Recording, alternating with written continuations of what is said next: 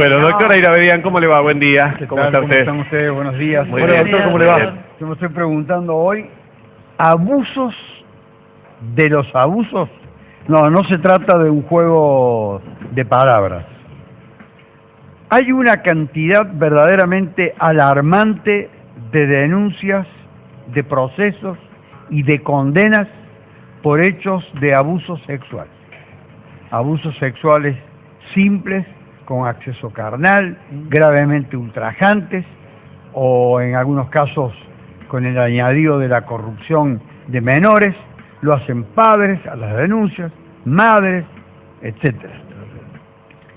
Toda esta cantidad de hechos que muestran un signo muy preocupante de la desintegración familiar ha hecho pensar a un gran jurista que trabaja en Buenos Aires, el doctor Sancinetti, que en realidad quien está resolviendo las causas no son los jueces, no son los fiscales, son los peritos. Y se ha producido en consecuencia una subversión del procedimiento, una alteración del procedimiento. Veamos cómo es.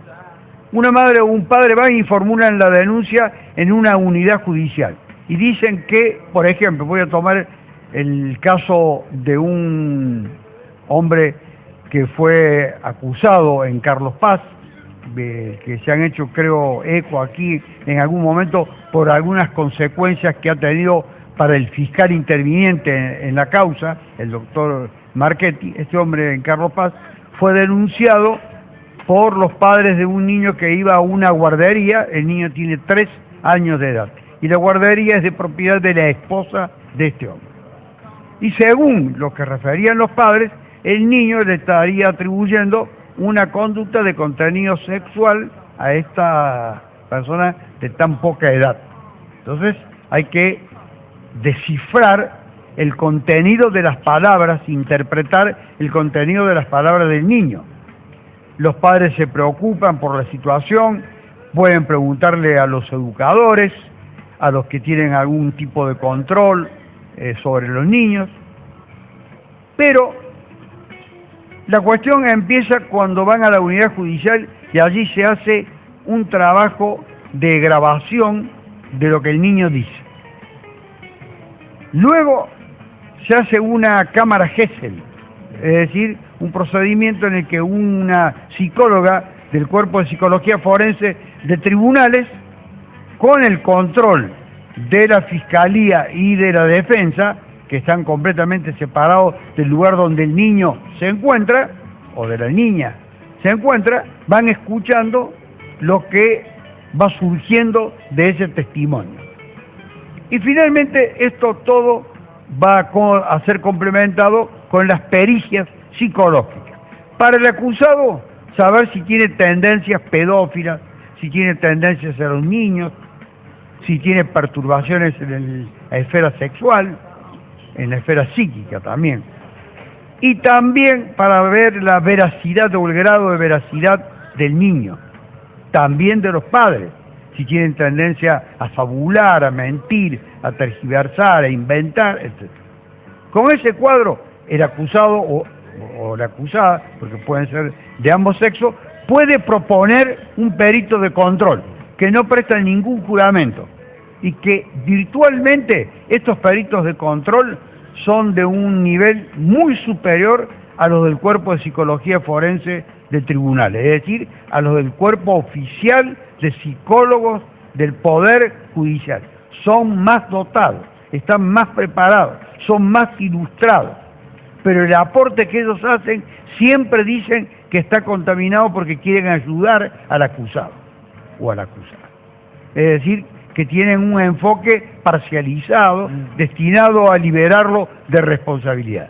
Conclusión, el dictamen oficial del psicólogo o de la psicóloga del Poder Judicial termina por decidir al fiscal primero, al juez de control más adelante, a la Cámara de Acusación y finalmente a la Cámara de Crimen para decir el chico no miente, los padres no mienten, esto absolutamente está probado y conclusión, condena. 9, 10, 11, 12, 15, 20 años, no trascienden las condenas muy pocos casos trascienden, salvo cuando tengan algún tipo de difusión.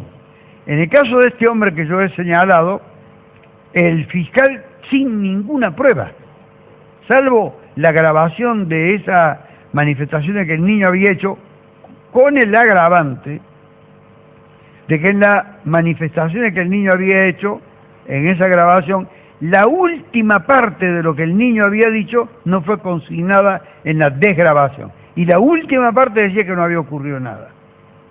Ya empezamos con una falta de responsabilidad o un cumplimiento de sus deberes por parte de la funcionaria que hizo la desgrabación.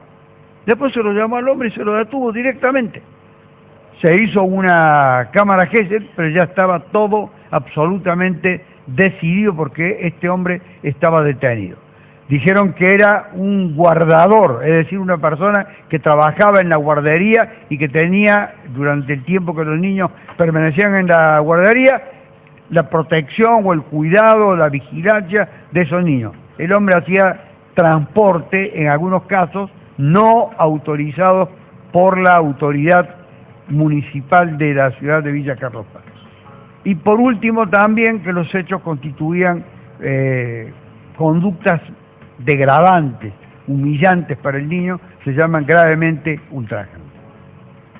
La defensa planteó que estos hechos no habían existido, que el hombre no era guardador, que no hacía transporte de este niño y que tampoco eran gravemente ultrajantes. Fue a un juez de control. Afortunadamente el juez de control, ¿qué decidió? Decidió darle parcialmente la razón a la defensa. ¿Cómo le dio la razón a la defensa? Dijo, no es guardador, no son hechos gravemente ultrajantes, no hay ninguna circunstancia que agrave la conducta de este hombre que puede tal vez haber existido. Le faltaba consignar que en esa última palabrita de la desgrabación había dicho el niño lo contrario. Se hicieron las pericias psicológicas del niño, ahora se pueden hacer tal vez las de los padres del niño, tal vez se pueden hacer. Se consultó a todos los demás niños y a todos los demás padres de la guardería y todo fue con resultado negativo. Conclusión de esta historia: hubo una gran movilización en Carlos Paz en contra del fiscal. Movilización de quienes lo conocían al acusado, movilización de abogados, movilización del colegio de abogados, y esas todas continúan, con denuncias que se van formulando y se van sumando al fiscal de instrucción, al doctor Marchetti, para saber si se ha ajustado a la ley o si ha actuado de una manera precipitada o no ha tenido los recaudos adecuados. De manera tal entonces que el cuadro que se presenta en este caso en Carlos Paz también se está presentando con mucha frecuencia en todos los otros lugares de la provincia donde abundan delitos o presuntos delitos o solamente denuncias que tienen que ser investigadas, ofreciendo todo el margen de garantía, porque de lo contrario yo voy a una dependencia policial y digo que mi niño ha sido abusado y se acabó. Los abusos generalmente son cometidos por los abuelos, por los tíos, por los hermanos, por las madres, por los padres y algunos otros parientes. Y el cuadro es muy grave. Esas personas van a la cárcel. Si salen indemnes de la experiencia carcelaria porque no se prueba, en casos excepcionales que no se prueba, quedan con una perturbación en lo personal y además con una descalificación en lo social muy grande. Nosotros veníamos marcando con el área hace mucho tiempo, doctor, acá puntualizando que da la sensación de, no sé si es así, que hay una zona gris desde el punto de vista jurídico en lo que hace a estos hechos de instancia privada, porque normalmente se detiene a una persona que por ahí está 6, 7, 8 meses, un año detenido y después se sustancia la prueba, se sustancia la introducción y después a lo mejor se demuestra que la persona no tuvo nada que ver con el hecho que se le había endilgado. Digo, le pregunto eso. Sí, hay una zona gris, es así, hay una zona gris ahí. Y es lo que dice este jurista, que dice que en definitiva es la opinión del perito, la que decide. El perito dice esto es así y se acabó, es blanco o negro. Con lo cual, ¿para qué va a haber fiscales, jueces de instrucción, jueces de control, camaristas del crimen, defensores, todo lo demás, peritos de parte? son innecesarios.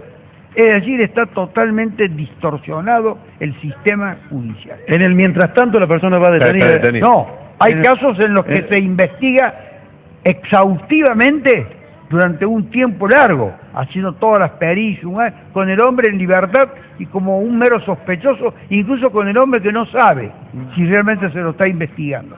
Y luego, cuando se reúne toda la prueba, lo terminan por detener. Allí las posibilidades de que los hechos hayan ocurrido son más ciertas. Pero se ha desconocido el derecho de que el hombre se pudiera defender cuando se iban acumulando todas esas pruebas.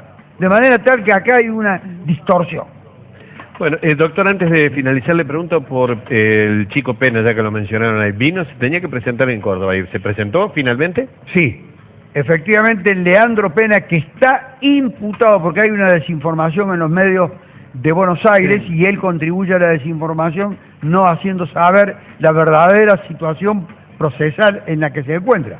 Está imputado por orden de que puede imputar, no por una denuncia, Sí.